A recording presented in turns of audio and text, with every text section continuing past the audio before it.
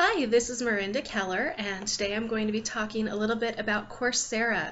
Just to let you know what the structure of our lesson is going to be today, we're going to talk about Coursera itself, then talk about security, move on to privacy, including identity verification, the needs for that, and risks associated with it.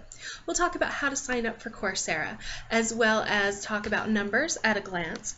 We're going to go into courses, because that is what Coursera offers, what verified certificates are, and what specializations are.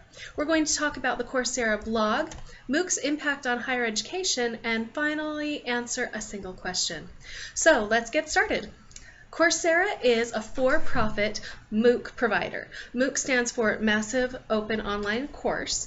That's basically where you can go in and you can get the same type of education that you would in a higher learning institution. That's not always the case, but that's what they try to be. Now, Coursera was launched in April of 2012 by two Stanford computer science professors. So you can kind of guess where Coursera likes to have their courses. They do have a lot of STEM resources.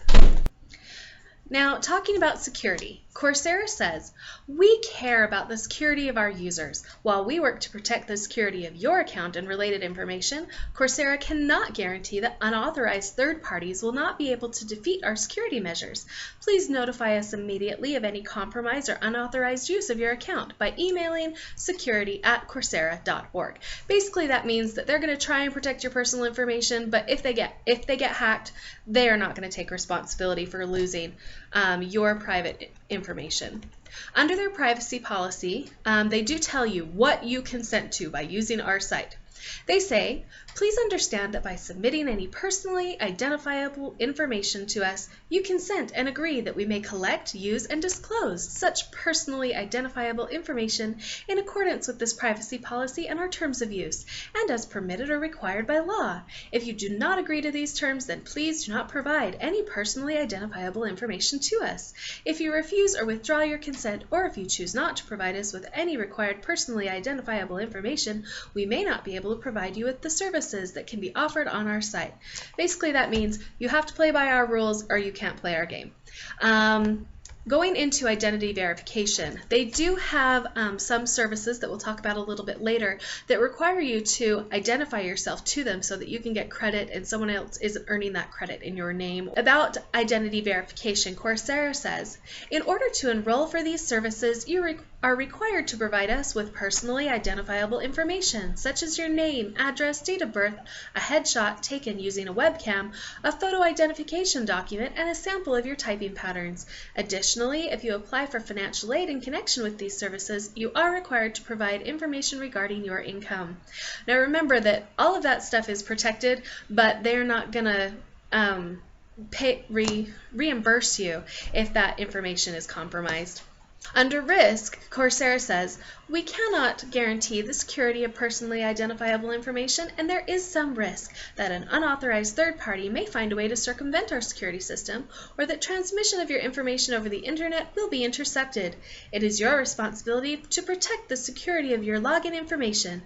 Please note that emails and other communications you send to us through our site are not encrypted."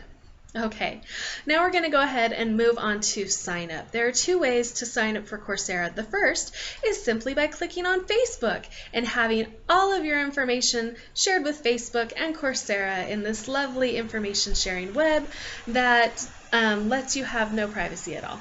That's my personal opinion, so I, of course, when I signed up for the Coursera website, did an email password combination. Numbers in 2014 is that they have over 22 million people enrolled in 190 courses. Now, going on to talk a little bit about the Coursera blog, they basically use the Coursera blog in marketing their website. Now, something that you're going to want to take into note is that on this website they have a statement that says, and I quote, "Coursera provides universal access to the world's best education. We partner with top universities and organizations worldwide to offer courses online for anyone to take for free." Now, you guys can't see this unless you go onto the blog, but there is a huge grammar error in that statement. And so it does bring to mind the adage, you get what you pay for.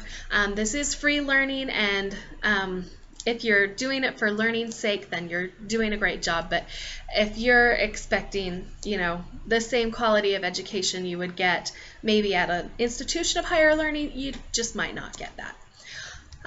Going on to talking about courses. Now, there are two types of courses. You can pick a specific start date or go at your own pace. And it's not up to you to determine that, it's up to the teacher. So if the teacher is willing to accept new students whenever, then it's going to be an at your own pace class. However, if it's got a specific start date, it's going to tell you how many weeks it is. The instructor is going to expect you to check in every week.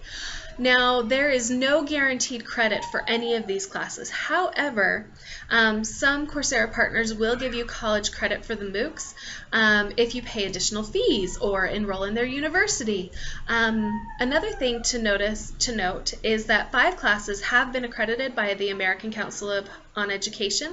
There are 3 math classes and 2 science classes. However, that does not mean that those accredited credits will transfer to an institution for a degree-seeking student.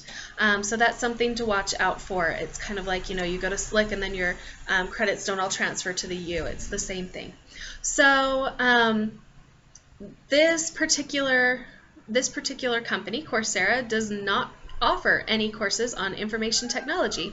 However, they do have a course that may interest you. It's called Copyright for Educators and Librarians. There are no open sessions, but you can add it to a watch list. Now we're going to talk a little bit about services that Coursera offers, because of course they are a for-profit company. They have to make their money somehow on these free courses, and one way that they do that is they encourage people to participate with verified certificates. Verified certificates range in price from $49 to $99. You have to prove your identity every time you complete an assignment for your different courses, and when you complete the class, then your certificate will show up on your LinkedIn profile. So again, if you don't have a LinkedIn profile, maybe that might not be of use to you. Of course, they do send you a paper certificate as well. Now, to verify your identity for these verified certificates, Coursera uses analysis of keystroke dynamics during typing in combination with webcam images to confirm the identity of fee-paying students or signature track students, and they do that during tests and quizzes. Now, they do have strategic partnerships at Coursera. Recently, they started a joint partnership with the Veterans Administration, and that provides one free Coursera verified certificate to every U.S. veteran to help improve employability skills in high-demand fields such as data science and entrepreneurship. And it's interesting to note that they're providing all these great things, but they provide one verified certificate, which is the equivalent of like $50 to $100, and they're really not out anything, because these veterans could take these courses for free anyways and just say that they got the skills and be able to prove it in like actual real life situations. So I don't know how worthwhile these partnerships are, but they are making an effort to do something. Now, specializations. There are groups of courses which allow a person to get a specialization, but in order to get a specialization, one has to purchase all of the verified, or has to purchase a verified certificate for every course in that specialization. Now, for specializations, all courses are offered by one partner institution. An example is a virtual teacher is 4 classes and a capstone, and the total cost to get a verified or to get a specialization as a virtual teacher would be $245. Another specialization is genomic data science, and that's from Johns Hopkins University. Now, because it's Johns Hopkins, it's a little bit more expensive. It's a total of $643 for 6 classes and a capstone in that specialization. Now, when we're talking about MOOCs and their providers, and the question comes up often, will degrees become obsolete? And the answer is not immediately. Now, tuition-paying students want a distinct experience for their money. That comes from Kolowich. Now, however, MOOCs are serving working adults in highly technical fields that change faster than traditional colleges can spin out new programs. That comes from Young. Another thing that that they say, or yeah, another quote from Young is that we don't help develop values, we don't form character. We just give you the tools to form skills. And that's really what MOOCs are. Colleges in the MOOC game are in the MOOC game mainly to attract students and to build their brand. You'll see a lot of these specializations done by a single institution, and they are, they'll say, we will give you college credit for these Coursera courses if you come to our school. There has been an argument that Kolowich states that making MOOCs, should not come out of the teaching budget, but that should come out of the marketing budget, because that's really what they're being used for. Now, she also goes on to talk a little bit about how, I don't know if Kolowich is a she. Kolowich goes on to talk a little bit about how MOOCs serve as a laboratory for studying the dynamics of a virtual classroom. So let me ask you, here is the big ethical question. What do you think of your instructors studying your learning habits? I'd love to hear your comments, so leave me a message after you get a chance to watch this, and I hope that you enjoyed learning a little bit about Coursera. If you have any questions, you can contact me at my email, mkeller, that's M as in Mary, Keller, the number 2 at g.emporia.edu. And you can find all of this information and more on the Coursera webpage. Thank you very much, and have a great day.